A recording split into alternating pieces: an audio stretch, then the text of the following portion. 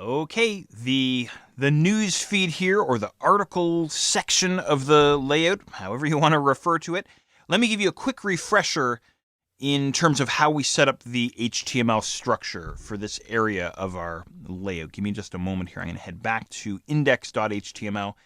Don't forget that we have 4 of these guys, first of all, and they're all set up exactly the same way. They're all set up using an HTML5 element called article. They are all contained inside a div that's under the control of a class called news. And then, of course, the title is an H2, and the paragraph there, the placeholder text, is contained inside an HTML paragraph.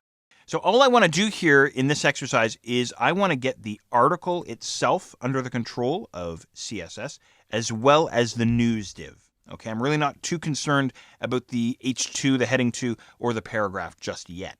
So let's see, I'm going to head back to the external style sheet. As you can see, the high resolution media query is getting filled in nicely here with all of the rules that we're creating. We've got to go and create 2 more here. Okay, so give yourself a little bit of space. Maybe what I'll do is I'll give myself a lot more space just so you can see exactly what I'm doing here. And I'm going to start things off with the article. Okay, so again, this is an HTML element, so I'm just going to type in the name of that element. And let's see, I'm going to throw on some width onto this guy. Width of 940 pixels, like so. Okay. And I want to put a little bit of space on his left-hand side. So I'm going to go margin-left, and I'm going to say 10 pixels. Okay, that's it. Now, you can save your work and go and refresh your browser if you want. I'm going to keep moving here, though.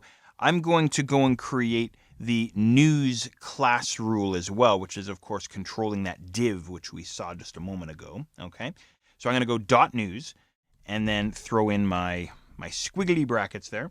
And all I want to do is I want to put a little bit of spacing below my news divs. So I'm going to say margin-bottom, full colon space, and I'll say 20 pixels. That's all I'm after here. All right, go ahead and save up your work.